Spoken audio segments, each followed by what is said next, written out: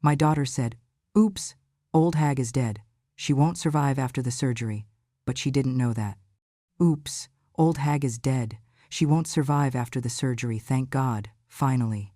Her voice didn't come from beside me, it came from the phone the doctor was holding, as if the first thing waiting for me in this world was proof that my own child wanted me gone. That was the very first sentence I heard, when consciousness tore through the heaviness of anesthesia and pulled me back into a world so blindingly bright, so unforgivingly cold, that for a moment I wished I had stayed under, because waking up to my daughter's voice dripping with relief, triumph, and something crueler than hatred carved a deeper wound in my chest than the surgeon's scalpel ever could. I lay there, unable to move, my chest burning with every rise and fall of the ventilated breaths forced through me by the machine, my eyelids heavy as lead, my vision fogged and unfocused, but my hearing painfully sharp enough to catch the tremor in the man's voice beside me, the man I dimly recognized as Dr. Aaron Whitlock, though at that moment his presence felt distant, like a shadow leaning over me while my daughter's laughter, thin, cruel, celebratory, echoed again through the speaker of his phone. "Yes," he said, and his voice, though low, carried the unmistakable strain of someone trying very hard not to break something, a silence, a table, or maybe just his own composure. She said it exactly like this. "Oops, old hag is dead. She won't survive after the surgery." And they're celebrating right now. They're drinking and laughing while she is lying here, barely breathing. If my heart had not been stitched together hours earlier, I think it might have shattered into pieces at that very moment, not because I was surprised, no, not truly, because mothers know their children, even the ones who stop loving them, even the ones who grow sharp and distant and ashamed of the women who raised them. But because hearing it aloud, hearing my death treated like a punchline, hearing my flesh and blood rejoice at the thought of losing me, that was a pain nothing in my 74 years had ever prepared me for. The room felt too bright, the air too thin, the machines too loud. Inside me, the world was falling apart quietly. Dr. Whitlock's footsteps moved closer, their rhythm uneven, and though my eyes remained only half open, swimming in the haze of post-surgery medication, I could sense the heaviness in him. A heaviness that didn't belong to a doctor doing his rounds, but to a man who had just witnessed something profoundly wrong. "She deserves to know the truth," he murmured, his voice breaking into a whisper meant for no one, or perhaps meant for God himself. "But not right now, not when her chest is still open on the inside." He thought I was asleep. He thought I was safely tucked in the numbness of unconsciousness. But I wasn't. I was awake inside my body, like someone trapped beneath rubble, aware of every sound, every vibration, every piece of truth that fell like dust over me, burying me deeper, in a grief I couldn't even lift my hands to wipe away. I felt a tear slide down the side of my face, warm at first, then cold as the air hit it. It collected at the corner of my lips, salty and bitter. Dr. Whitlock turned, saw it glistening against the pale skin of my cheek, and froze as if the world had suddenly stopped rotating. Slowly, ever so slowly, he leaned over, his face hovering above mine, his breath unsteady, his eyes widening with a mix of sorrow, anger, and something like helpless compassion. "Ma'am, can you hear me?" The question fell between us like a fragile pane of glass. I wanted to answer. Oh God, how I wanted to answer, to tell him yes, I heard everything. Yes, that was my daughter. Yes, she meant it. Yes. The child I sacrificed everything for was raising a glass at the thought of my death. But all I could do was blink one slow, trembling blink. He saw it. His jaw tightened. And then, with a voice so low and intense it felt like a vow carved in stone, he whispered, "They think you're gone, but you're not. And I swear to you, Ramona, we will make this right." The monitor beside me beeped faster, betraying the storm inside my chest. A storm made not of fear, but of realization, the kind that changes a person forever. Because in that moment, buried under bandages and betrayal, unable to lift even a finger, I understood something I had spent a lifetime refusing to see. I wasn't dead, not yet, not physically. But in my daughter's heart, in her memories, in the place where a child is supposed to keep the warmth of a mother, I had died long before I ever stepped into that operating room. And that, God help me, was the deepest cut of all.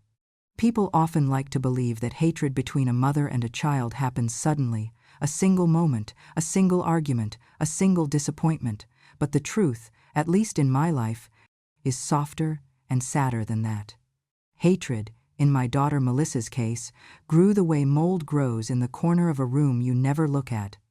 Quietly at first, then stubbornly, then all at once. Until one day, you realize the air has been poisoned for far longer than you ever knew. Her childhood should have been warm, ordinary, simple, but it wasn't.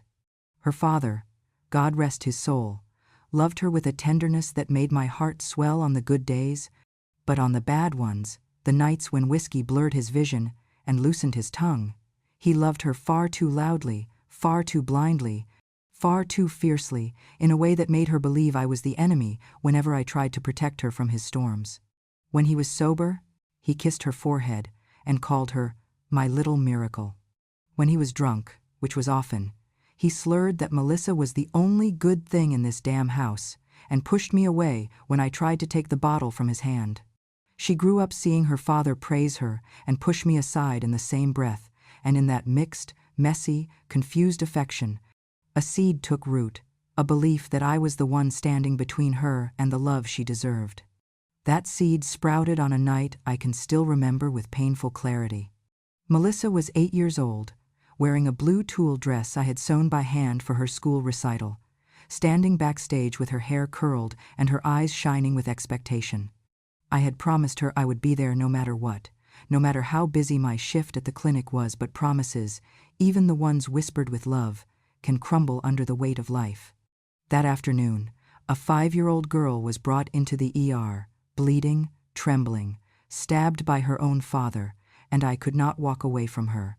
I could not leave a child's life in danger, not when my hands were the only ones steady enough to stop the bleeding.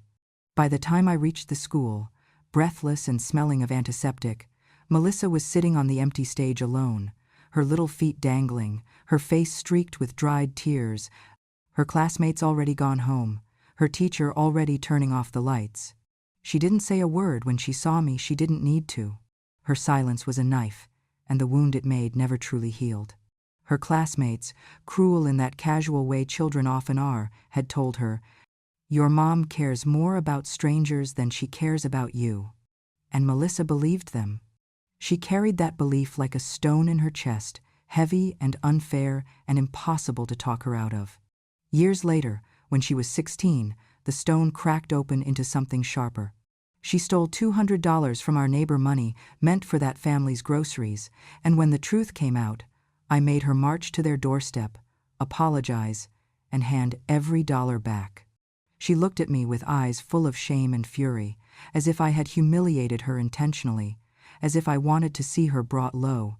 In that moment, she stopped seeing me as her mother and started seeing me as a barrier, someone who stood between her and the person she wanted so desperately to be. Admired, respected, envied. It didn't help that I was, in her mind, an embarrassment. Her friends' mothers wore heels and perfume. I wore scrubs and sneakers. Her friends' mothers drove clean SUVs. I drove a dented old sedan that coughed every winter morning. Her friends' mothers spent money on prom dresses. I mended hers with a sewing kit and love. Melissa looked at me one day when she was 17, looked at me as if she were staring at a stranger and said, "You make me ashamed every single day." When I was diagnosed with thyroid cancer, the first time in my life I was truly frightened, she didn't visit me once. She told a mutual friend, "Old people exaggerate. It's probably nothing." The day she said the cruelest thing, the day the last thread between us frayed, we were standing in the kitchen, sunlight spilling across the counter, and she said it so casually I didn't even register the words at first. "If you died, at least I'd get something from you." I laughed, then a small, confused laugh because I thought she was joking. She wasn't. And that was the moment I understood. I had loved my daughter with the whole of my life, and she had never once understood love the way I gave it. She mistook my sacrifices for neglect, my discipline for cruelty, my poverty for failure, my work for betrayal. She built her hatred slowly, year after year, brick by brick, until the day she finally said aloud what her heart had whispered for decades. My daughter didn't hate me because I harmed her. She hated me because she convinced herself that I hadn't loved her enough, even though I had loved her more than I loved my own life. The doctors insisted the surgery couldn't wait. Any further delay could have turned my failing heart into a fatal complication.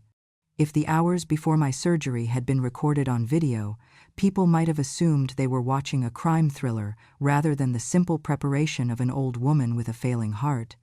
Because while I lay in pre-op with an IV dripping cold saline into my veins, my daughter was not praying for me or signing consent forms with trembling hands.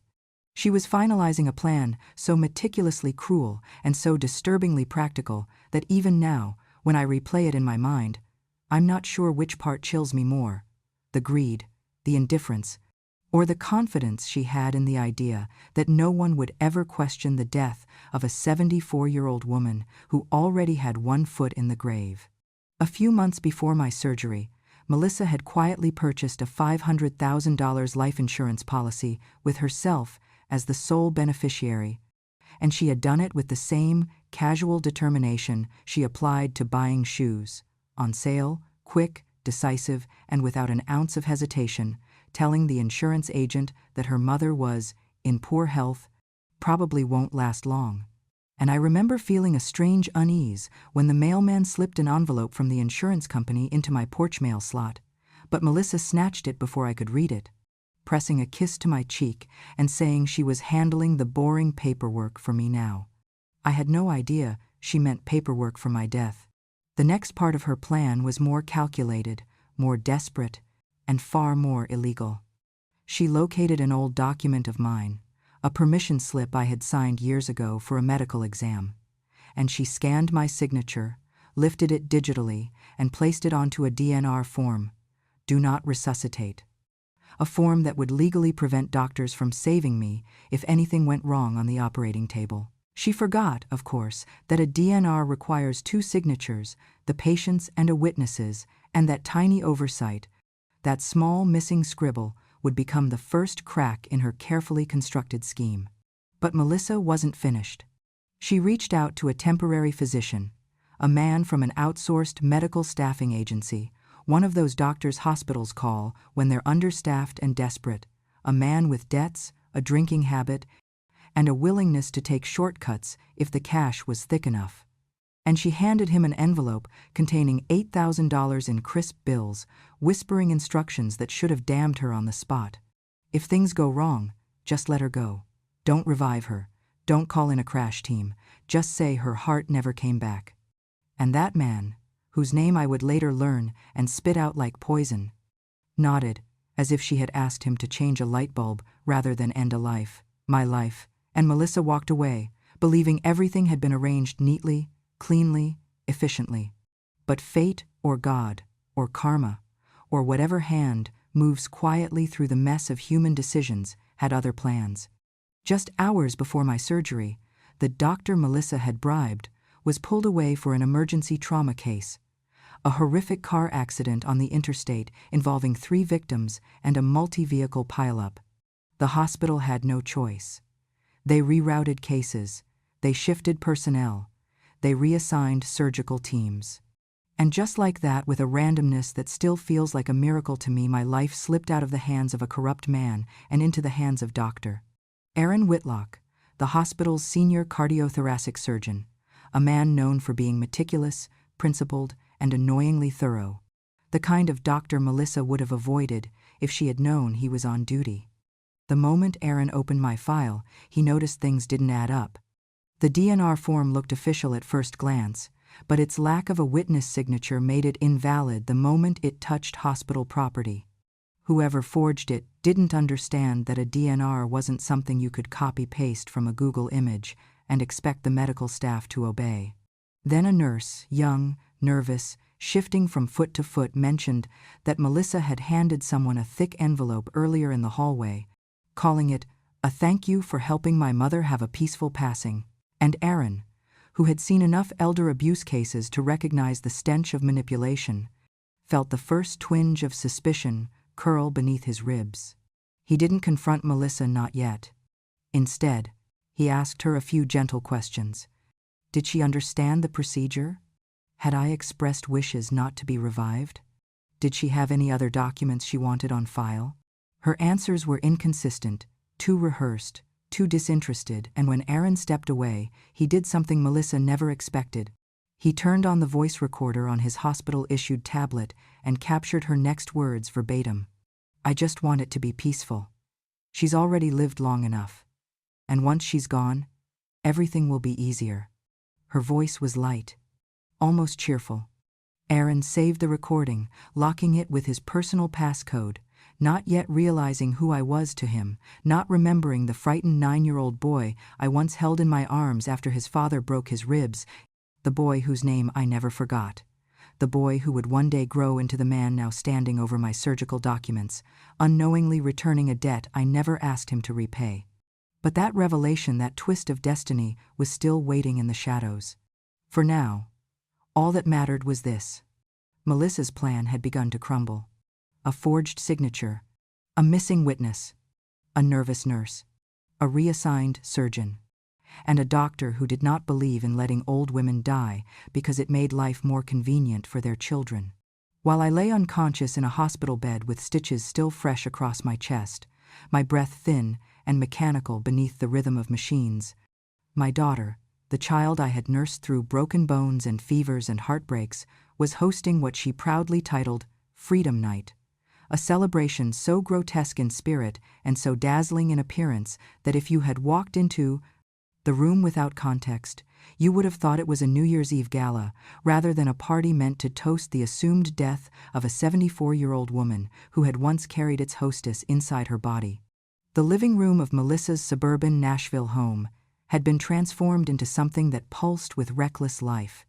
Bright laser lights slicing through the dim space, the bass from the EDM speakers thudding against the walls hard enough to rattle the frames, holding family photos, glitter confetti scattered across the floor, and rows of champagne bottles lined up on the kitchen counter like soldiers waiting to be deployed. The guests, at least 20 of them, were dressed as if attending a celebration of liberation, which, in their minds, they were. And Melissa, wearing a sequined gold dress that sparkled under the shifting lights like molten sunlight, lifted her phone in one manicured hand and hit Go Live, setting the stream to private, visible only to her closest circle, and typed the caption with the ease of someone sending a casual joke. Free at last. The comments rolled in, immediately laughing emojis, fire emojis, champagne glasses, digital applause for an event none of them should have found funny. Her friends gathered around her, glasses clinking, voices rising above the music with the kind of cruelty that doesn't even disguise itself as humor. Good riddance, one woman said as she tossed her hair back, her lips curved into a smug little smile. She dragged you down for years, another chimed in while popping open a bottle, letting champagne explode across the countertop. Sell her stuff before she's even cold, a man joked, and everyone laughed as if death were merely an inconvenient obstacle between Melissa and her next shopping spree. But the cruelty didn't stop there.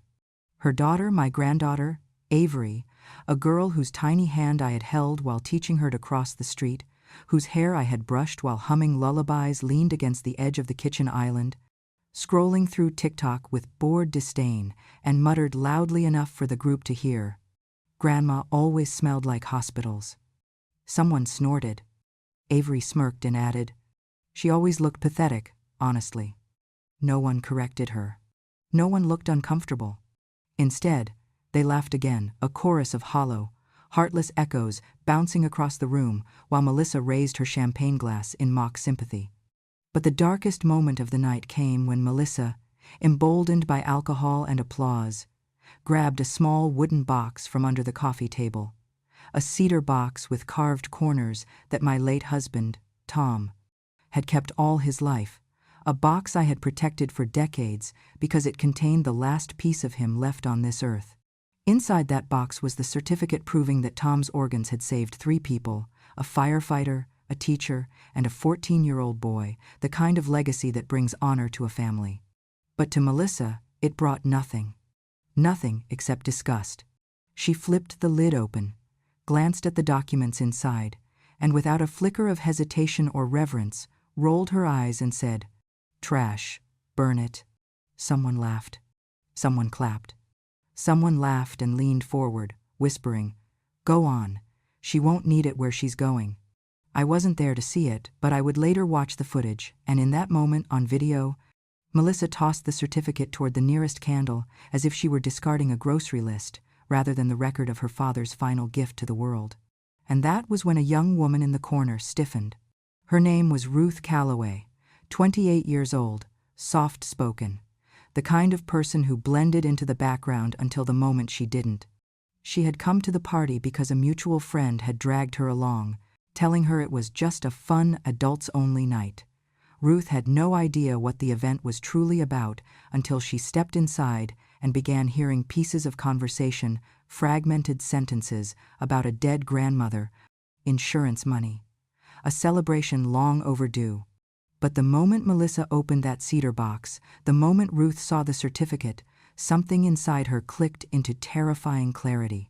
Because when she was 9 years old, Ruth had been in a horrific bus accident, one that left her pinned under a seat, bleeding, terrified, certain she was going to die, until a woman in a nurse's uniform crawled through the wreckage and held her hand, whispering that she wasn't going anywhere, that help was on the way, that she was safe. That woman was me. Ruth remembered my face the way one remembers angels in the dark. So as she watched Melissa mock the legacy of the man who had loved me and dismiss the value of the woman who had once saved her life, she felt something tighten inside her, a quiet, righteous fury, and she reached for her phone, opened the camera, and began recording everything. Not for gossip, not for attention, but for justice. Because sometimes the universe waits years, even decades, to weave two lives back together at the exact moment truth is needed most. And Ruth, though she didn't know it yet, was about to become the witness who would unravel every cruel thread my daughter had woven. There are moments in a woman's life, and especially in the life of a woman as old and weathered as I am, when sound becomes sharper than sight, when truth becomes louder than breath, when the world narrows into nothing but a single voice, dripping venom straight into the cracks of a wounded heart. Lying there with my chest bandaged, my throat dry, and my body weak enough that even blinking felt like lifting furniture, I heard my daughter's voice again, not through a memory, not through imagination, but through the speaker of the phone held inches from my bed, each syllable as clean and cruel as a knife freshly honed. "She should have died sooner," Melissa said, laughing, her voice distorted only slightly by the music pounding behind her as the party raged on. "Honestly, I thought the old hag would last forever. But the insurance money will be released in 48 hours, so we're finally done with all this." 48 hours. Insurance money. Done with all this. The words crawled over my skin like insects. I could barely breathe past them. There was a clink of glasses, a cheer from her guests, and then another sentence, brighter, meaner, more triumphant.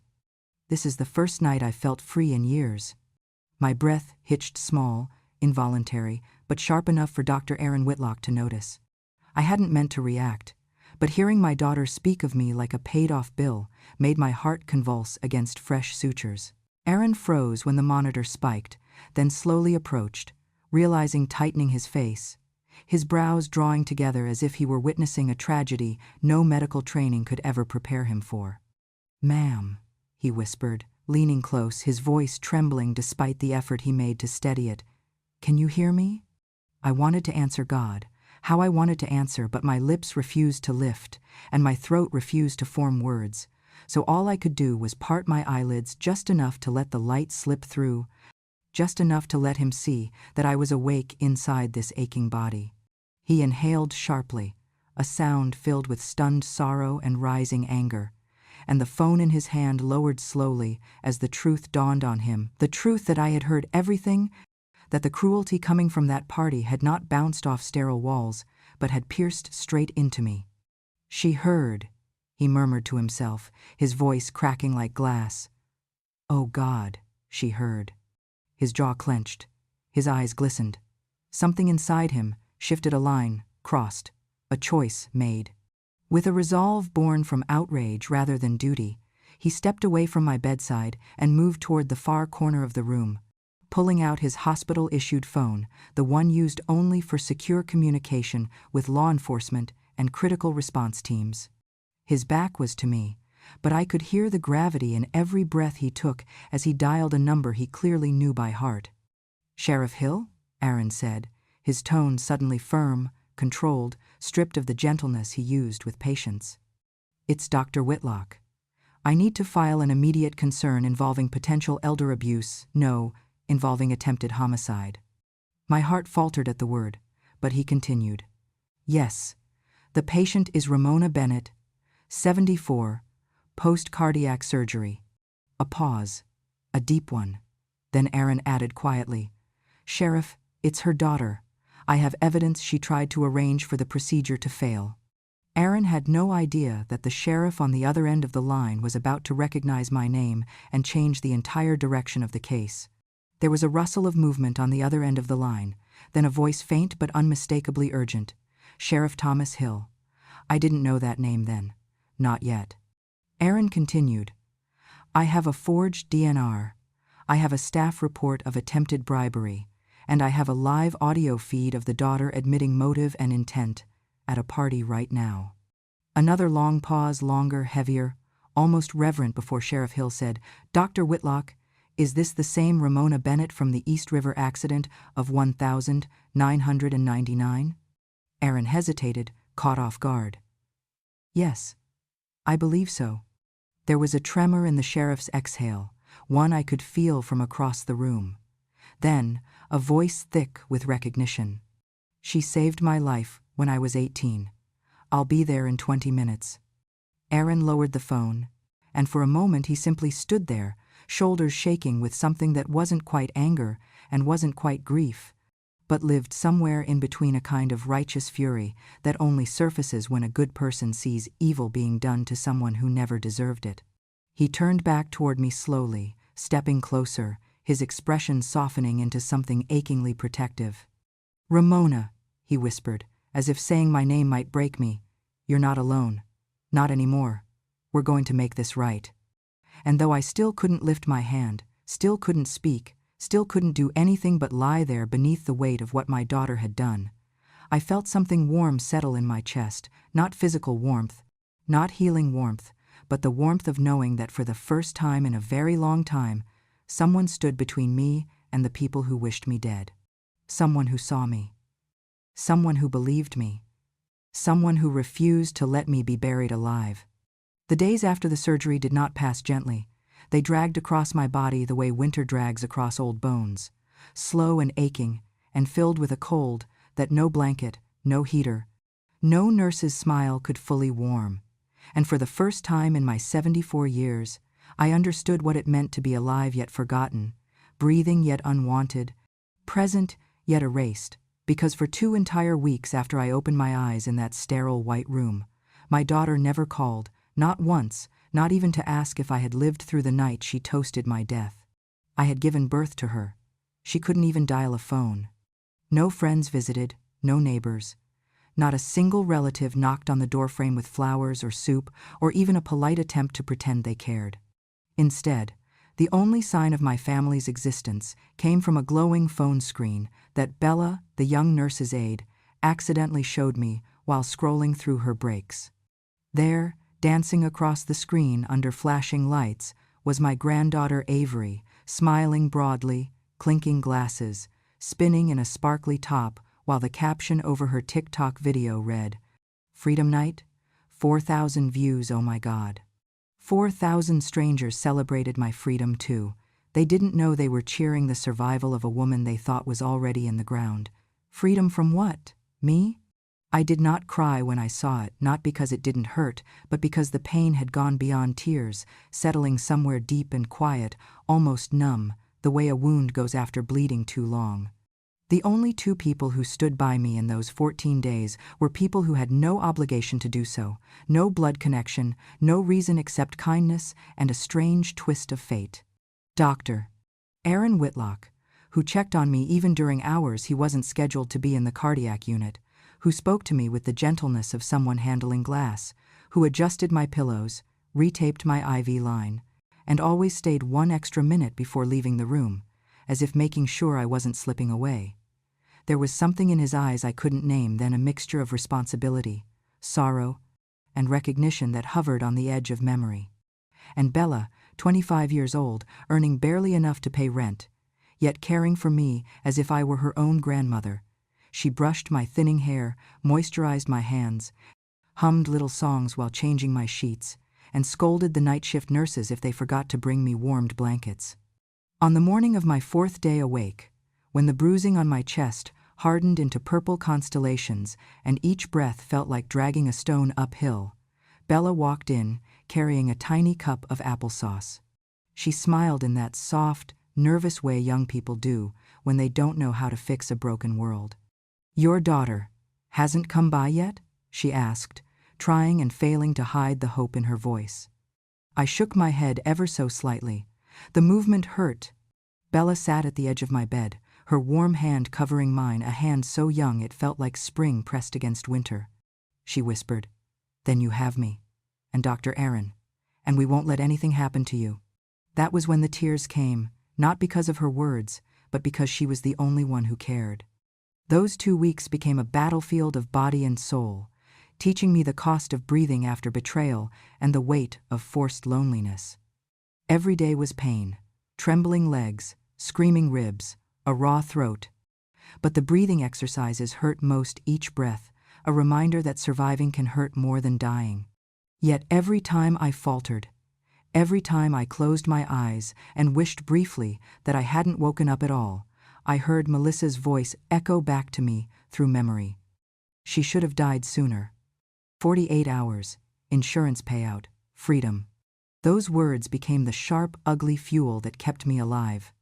On the 9th day, when Aaron walked in and found me sitting up without assistance for the first time, pain pulling at the corners of my mouth but determination anchoring my spine, he let out a breath that sounded suspiciously like relief mixed with awe.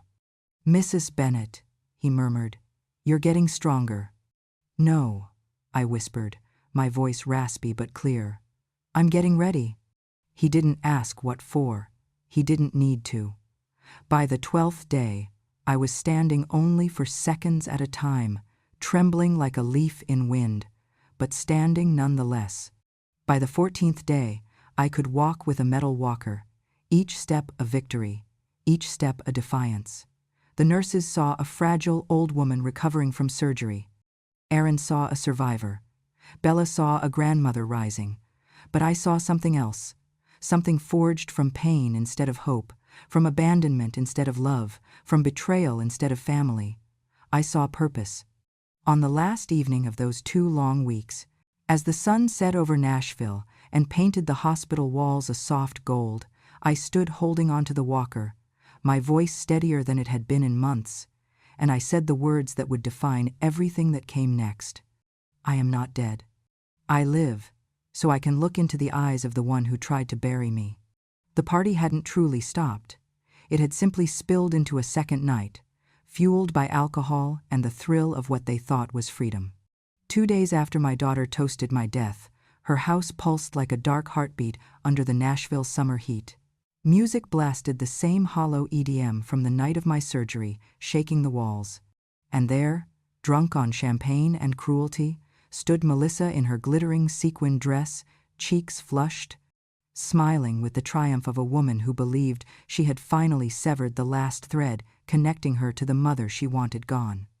She raised a fresh glass, letting the golden liquid slosh over the rim as she held it high, and with the giddy energy of someone who had rehearsed this moment for years, she shouted, "To the death of Ramona Bennett." Her friends cheered loud, shrill, mindless, clinking their glasses and throwing hands in the air like they were dancing at a concert rather than toasting the imagined passing of a woman who had once fed them cookies at birthday parties.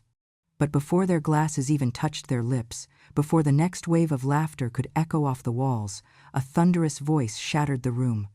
"Police! Everyone stay where you are!" The music stumbled to a stop as if frightened into silence. The lights flickered, someone screamed, someone dropped a glass, Champagne splashed across the hardwood floor, and Melissa, frozen in mid-toast, stared at the front door where 4 uniformed officers charged in, followed by a taller man in a brown sheriff's jacket, Sheriff Thomas Hill, his badge gleaming beneath the porch light, spilling through the open doorway. Chaos bloomed instantly. Guests scrambled backward, pressing themselves against furniture, wiping their mouths as if guilt could be scrubbed from their lips. Others lifted their hands instinctively, their faces twisting into masks of confusion and fear. But Melissa, poor foolish Melissa, tried to smile, tried to charm, tried to pretend nothing was wrong. "Officers," she stammered, lowering her glass as though suddenly realizing how incriminating it looked. Is there a problem?" Sheriff Hill stepped forward, his expression carved from stone. "Yes," he said, his voice low enough to still the room, "there is." And that was when everything began to unravel. Near the back of the room, pressed into the shadows as if unsure whether she belonged there at all, Ruth Calloway stood trembling, her phone clutched tightly in her shaking hands. The moment the officers entered, she had taken a single step forward, then another, her breath hitching, her courage rising like a tide she couldn't stop even if she wanted to. "Sheriff Hill," she whispered, her voice barely audible above the heavy quiet that had settled over the room. He turned toward her. She swallowed hard, then extended her phone with both hands, as one might offer an artifact too precious to risk dropping. I have something you need to see." Melissa's eyes widened, sharp with recognition and panic. "You little snitch," she spat, lunging forward. But 2 officers stepped into her path instantly, blocking her as Ruth, voice quivering, unlocked her phone and opened the video she had recorded 2 nights earlier. The sheriff watched in silence as the images played out, the strobe lights, the cruel jokes, the raised glasses, the cruel dismissal of my husband's cherished cedar box. The moment Melissa dropped the certificate, proving that Tom had saved 3 lives, and said, "Trash. Burn it," Sheriff Hill's jaw tightened, and the smallest flicker of disgust crossed his face. But he watched the entire video, every second, every cruel word. When it ended, the room seemed to hold its breath. Melissa broke first. "That doesn't mean anything," she snapped, her voice rising into a panicked pitch. "It was a joke, just a stupid party, she's dying anyway." Sheriff Hill raised a hand, silencing her. His expression had changed, softer, but in a way that only made his next words sharper. "I know who your mother is," he said, "and I know exactly what she's done." Melissa blinked. Confused, offended, terrified. "What the hell does that mean?" The sheriff didn't answer in words, not yet. He simply stepped aside, clearing space for the final blow. Dr. Aaron Whitlock entered the room. The gasps that followed were instant after all. A surgeon in scrubs standing in the middle of a house party was not a sight anyone expected, but what unsettled the crowd even more was the unwavering fury behind his usually calm eyes. He held a small folder in one hand, a tablet in the other, and he did not hesitate as he introduced himself. "I'm Dr. Whitlock," he said, "and I'm here to provide medical evidence regarding the attempted killing of my patient, Ramona Bennett." Melissa's knees visibly buckled. "That's not. You can't." "I didn't." But Aaron continued, his voice steady, controlled, mercilessly precise. "First," he said, lifting the forged DNR form, "this document, presented by Melissa Bennett as her mother's request, is fraudulent. There is no witness signature, the patient's signature is digitally reproduced, and it matches an older medical form on file down to the pixel. This is evidence of criminal falsification." He handed it to an officer. "Second," he continued, tapping the tablet, "I have an audio recording of Melissa Bennett bribing a contract physician to neglect life-saving measures during surgery." He played a clip, Melissa's voice echoing through the room. "If she flatlines, don't revive her. I'll make sure you get the rest." Several guests gasped. One woman cried. Another whispered, "Oh my God, Melissa." But Aaron wasn't finished. "And third," he said quietly, "we have documented testimony from a nurse who witnessed Melissa delivering a large cash payment in a sealed envelope to the same physician." Melissa's face collapsed into horror. No, you don't understand. But Sheriff Hill cut her off, stepping forward as he reached into his jacket. Melissa Bennett, he said, his voice booming through the stunned silence. You are under arrest for attempted homicide and insurance fraud. Gasps. Cries. Silence. Melissa backed away, as if the room were folding in on her. No, please, I didn't mean. She's old. She was going to die anyway. Her friends turned from her. Avery stepped backward, pale and shaking. 2 officers took Melissa by the wrists, pulling her hands behind her. The metallic click of handcuffs sliced through the room like fate slamming shut. Sheriff Hill leaned in close enough for only Melissa to hear, and said quietly, "You don't get to decide when a good woman dies." And then she was led out the door, her sequined dress flashing under the streetlights like a warning, like a lesson, like justice finally catching up to the cruelty she had mistaken for power. Justice, I learned, does not arrive in a thunderclap or a blaze of glory. Instead, it moves slowly, steadily, like an old river carving its way through stubborn stone, reshaping everything in its path until the truth finally stands exposed, undeniable, and unshakable. And for me, that truth came in the form of a courtroom packed with reporters, attorneys, and strangers leaning forward as if witnessing something holy. While Melissa, my daughter, my only child, stood trembling between 2 bailiffs, pale from the fluorescent lights and the weight of consequences she had never truly believed would reach her. The judge read her sentence in a voice that carried no anger, no pity, only the solemn authority of a man who had seen too many tragedies caused by greed disguised as family duty. Melissa Bennett, for the crimes of attempted homicide, insurance fraud, and aggravated elder abuse, with evidence of premeditation, you are hereby sentenced to 25 years in the Tennessee Department of Corrections. 25 years. A full quarter of a century. And though my heart did not leap with joy, because no mother, no matter how wounded, celebrates the downfall of her own child, there was a strange, heavy relief that settled into my bones, a recognition that what she had tried to do to me could no longer be hidden behind excuses, anger, or entitlement.